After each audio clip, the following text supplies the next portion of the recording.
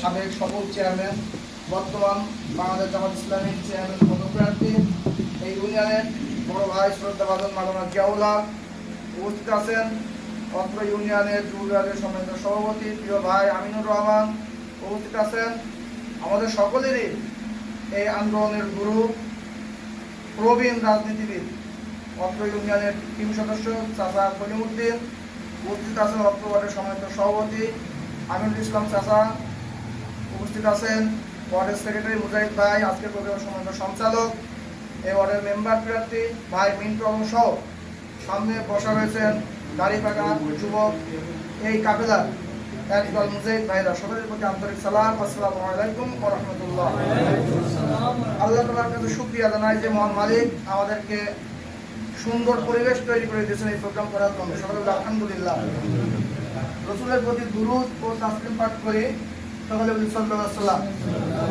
শহীদ আমাদের শহীদের সর্বোচ্চ মর্যাদা কামনা করেই অল্প কিছুক্ষণ মিনিটের পরে আমি ইনশাআল্লাহ আমার কথা শেষ করব।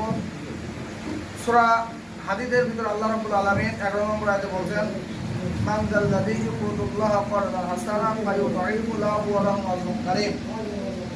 আল্লাহ পাক সূরা হাদীদের 11 নম্বর আয়াতে বলেন, 57 নম্বর সূরা হাদীদ, এই আয়াতে আল্লাহ পাক বলেন, এমন কে আছে আমাকে ঋণ দিতে পারে যাতে করে সে উত্তম ঋণ দেয়, যাতে করে আমি তাকে আবার তা বহুগুণ বৃদ্ধি করে কাল কিয়ামতের ময়দানে ফেরত দিতে পারি। সুবহানাল্লাহ। এবং এর পুরস্কার আমি বহুগুণ কাল কিয়ামতের ময়দানে বৃদ্ধি করে দেবো। সুবহানাল্লাহ।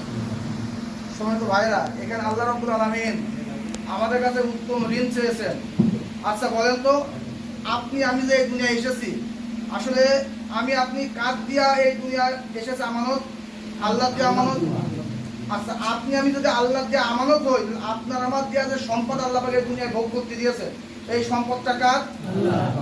কিছু সময়ের জন্য আপনার আমার পরীক্ষা স্বরূপ আল্লাহ পাক এই দুনিয়ায় দিয়েছেন নাকি? কিছু সময়ের জন্য। এই আল্লাহ পাক কার দিয়া সম্পদ, আবার তিনি আবার আমাদের কাছে উত্তম ঋণ চাচ্ছেন, এর কারণ কি?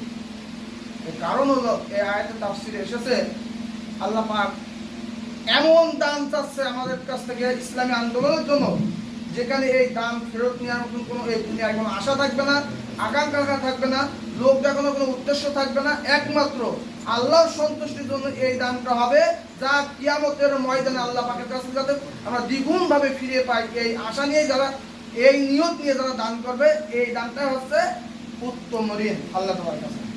তাহলে আমাদের আল্লাহর রাস্তায় যেটা দান করব, একটা উদ্দেশ্য কি হবে?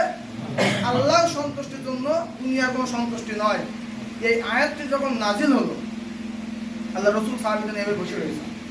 আব্দুল্লাহ ইবনে মাসউদ রাদিয়াল্লাহু আনহু থেকে বর্ণিত এই হাদিসটি সহিহ হাদিস। এই আয়াতটা যখন নাজিল হলো, এই সাহাবীদের ভিতরে আবু দাহদা রাদিয়াল্লাহু আনহু ছিলেন একজন সাহাবী। আবু দাহদা রাদিয়াল্লাহু আনহু তিনি আল্লাহ রাসূলকে বললেন, হে আল্লাহ রাসূল, আল্লাহ রাব্বুল আলামিন কি আমাদের কাছে উত্তম ঋণ চাচ্ছেন? আল্লাহ রাসূল বললেন, হ্যাঁ, আল্লাহ পাক ঋণ চাচ্ছেন। আবু দাহদা রাদিয়াল্লাহু আনহু বললেন, হে আল্লাহ রাসূল, আপনার হাতটা আমার দিকে বাড়িয়ে দিন। আল্লাহ রাসূল তার হাতটাকে আবু দাহদার দিকে বাড়িয়ে দিলেন। আবু দাহদা রাদিয়াল্লাহু আনহু আল্লাহ রাসূলের হাতের উপরে হাত দিয়ে বললেন, হে আল্লাহ রাসূল, আমার একটি বাগান আছে, খেজুরের বাগান। এই বাগানটি আজকে আমি আল্লাহ তাআলার কাছে ঋণ দিয়ে দিলাম। সুবহানাল্লাহ। আব্দুল্লাহ ইবনে মাসউদ রাদিয়াল্লাহু আনহু বলেন, আবু দাহদা রাদিয়াল্লাহু আনহু তার একটা সম্পদ, এই যে বাগান, এই বাগানটাই ছিল তার এই দুনিয়ার সম্পদ বলে। এই বাগানে আব্দুল্লাহ ইবনে মাসউদ রাদিয়াল্লাহু আনহু বলেন, এই বাগানে 600 খেজুর গাছ ছিল। সুবহানাল্লাহ। এই বাগানে কত খেজুর গাছ ছিল? 600 খেজুর গাছ। তার মানে কত বড় বাগান, চিন্তা করেন। এই বাগানের ভিতরে তার বসবাসের জন্য, তার ছেলে মেয়ে নিয়ে থাকার জন্য একটা ঘর ছিল।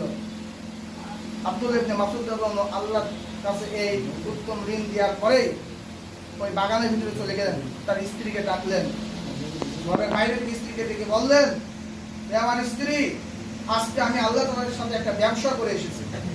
আমি আমার এই বাগান সহ আমার এই ঘর আল্লাহ তাআলার কাছে আমি ঋণ দিয়ে দিয়েছি। সুবহানাল্লাহ। যেমন স্বামী ঠিক স্ত্রীও তেমন। স্ত্রী উত্তর দিলেন, হে আমার স্বামী, আপনি আল্লাহ তাআলার সাথে উত্তম ব্যবসা করে এসেছেন। সুবহানাল্লাহ। আপনার আমার স্ত্রী হলে কি করতো? 500 টাকা ইসলামী আন্দোলন দিতে গেলে কয়বার পিছনে তাকাতে হয়? স্ত্রী কি বলবেন? আমার সন্তান সন্ততি কি খাবে জানে, এরকম চিন্তা হয় না আমাদের? আবু জাহল রাদিয়াল্লাহু আনহু 600 খেজুর গাছ সহ তার ওই খেজুর বাগানে একটা বাড়ি ছিল, সেই বাড়ি পর্যন্ত আল্লাহ তাআলা রাস্তায় দান করে দিলেন। স্ত্রী বললেন, আপনি সুন্দর কাজ করেছেন, উত্তম কাজ করেছেন।